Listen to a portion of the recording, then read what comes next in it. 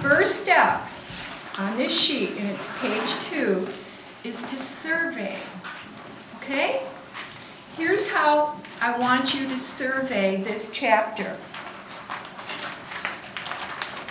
Let's start with the first page. Wow. Acknowledgement. Wow. Okay. Here is the beginning of the chapter. Oh, okay. Procedures. There you go. Okay. The official beginning of the chapter. I want you to read this whole thing when you sit down to study, okay?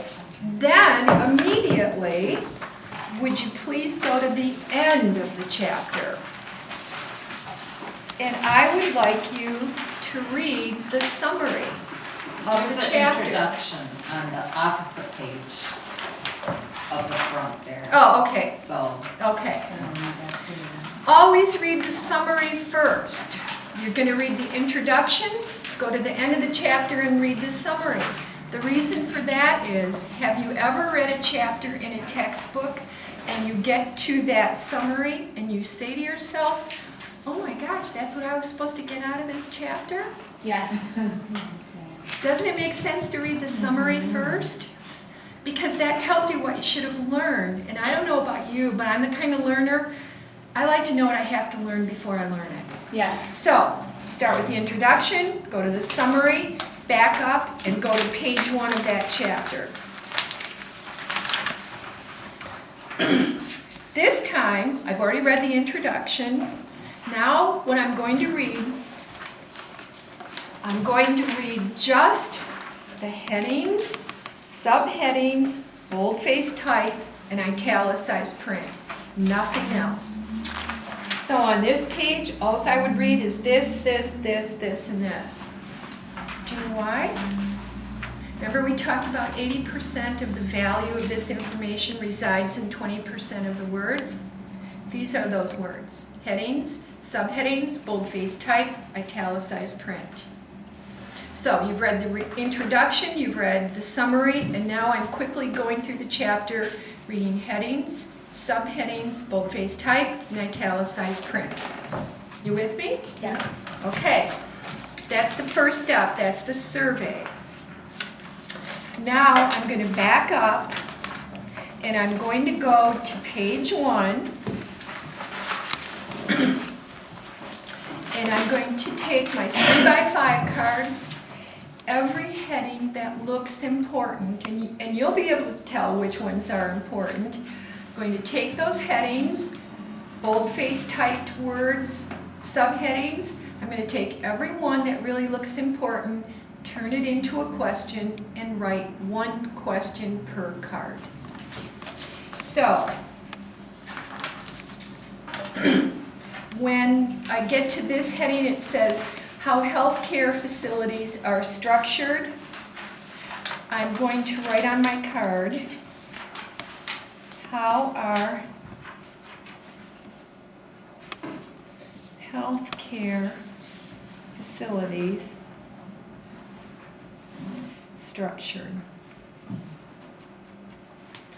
I write one question per card. I never thought about that before. There really is a structure to every healthcare facility. That's kind of interesting.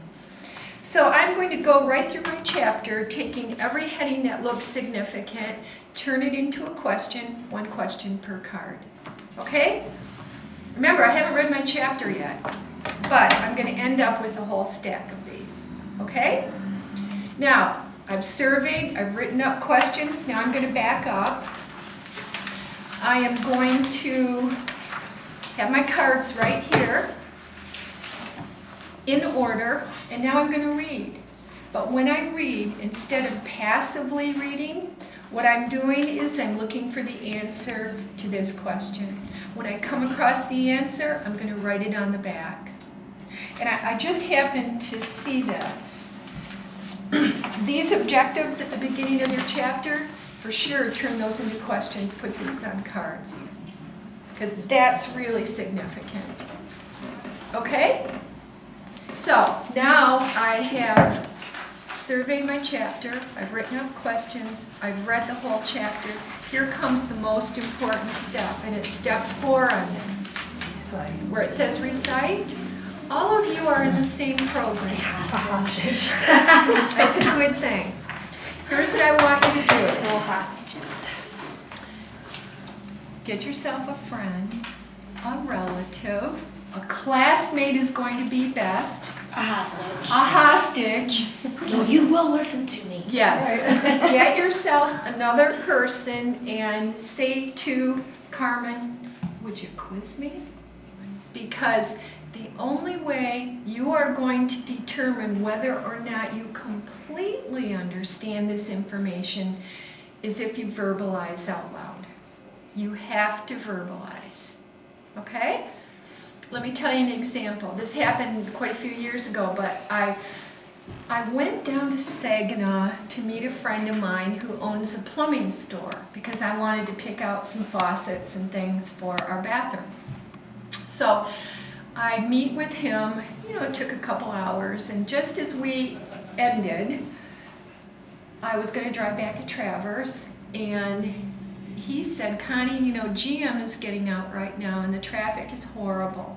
So let me tell you how to avoid that traffic and head north and kind of go around it. And I said, okay. And so I'm sitting in his door, and he's looking right out the window, and he says, okay, here's what you do. Turn right, and you're going to go right on the street. You're turning right, and you're going to go 1, 2, 3, 4 lights. And at that 4th light, you're going to head west. And you're going to head west, and you'll take, let me see, it'll be another 1, 2, about 3 lights again. And you're going to keep heading west, and then you're going to head north. Whenever anyone gives me directions like that, I'm lost. this is what I do. I say, okay, I got it, all right, okay. Internally, I'm thinking, I'm not listening to a word that you are saying. So, my friend gets all done with these directions. My friend, and here's what he says to me.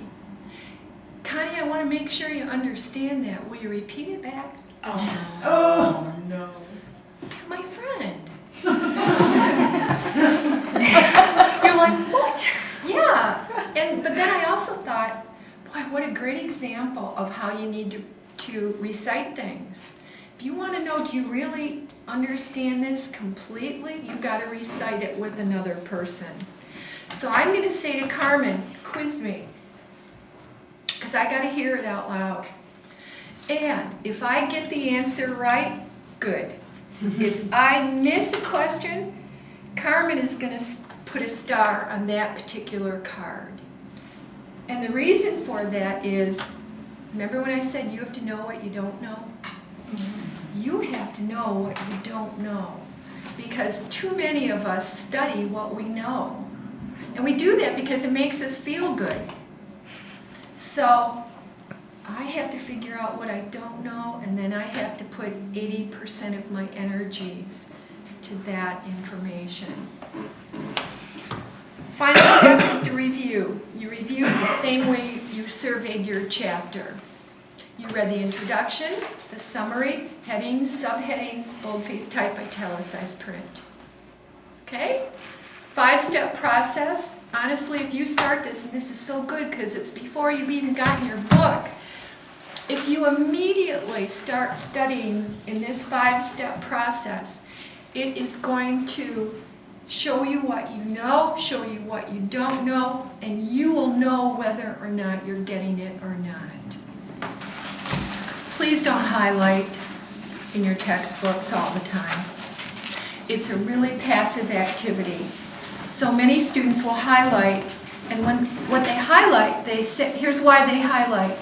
Oh, this is important, so I'll come back and reread that later on. And their chapters look yellow. They highlight all this stuff. So they get all done highlighting, and they look at everything they've highlighted and they say, well, I don't really know what that was I highlighted. Now I have to go back and reread it all, right? I want you to use text annotation. text annotation means when you sit down to study this book, you can have a highlighter, but get a pen or a pencil. I want you to make little notes in the margin. Jot down things that you think are really significant. If you're reading about 3 reasons for doing this, over here in the margin, I want to see 3 reasons. Circle words you don't know. Underline main idea. The most important thing is to jot down these little things in the margin. That's called text annotation. And I know so many of us were told never to write in our books, but I want you to write in your books. Every time you sit down, read, annotate, jot down little things. Because those little words are going to be landmarks that will jog your memory later on. Oh yeah, that's what I wanted to remember. I have to learn that. So make sure that you annotate your books as you are reading them. I work with probably 28 other English instructors. And in our building we have a free table. And we're all readers. It's what we do. And so we take just a bunch of, every once in a while someone will bring in a whole grocery bag filled with books and we put them on the free table. To me, I just love our free table. There's nothing I enjoy more than getting a book from one of my colleagues, and we're all English teachers, so we all write in our books, and I'll be reading along and I'll see these little notes that someone else wrote in their book and I'll think, yeah, I agree. Me too, that's a good point. Text annotation will bring this to life. Now the other thing is, I know you won't, but so many of my students read like this. Much of your communication at work will be with your supervisor. They read just like that. And I'll say, when you are reading, try to make this lively. Read it like you're having a conversation. Much of your communication at work will be with your supervisor. You need, read with intonation. It will make it so much more enjoyable. Now, questions so far? Yes? Do you recommend reading out loud then? I recommend anytime you come to a part that is confusing to you, I would stand up and read it out loud. Okay. If you hear what's confusing to you, most of the time you'll be able to figure it out when you hear it.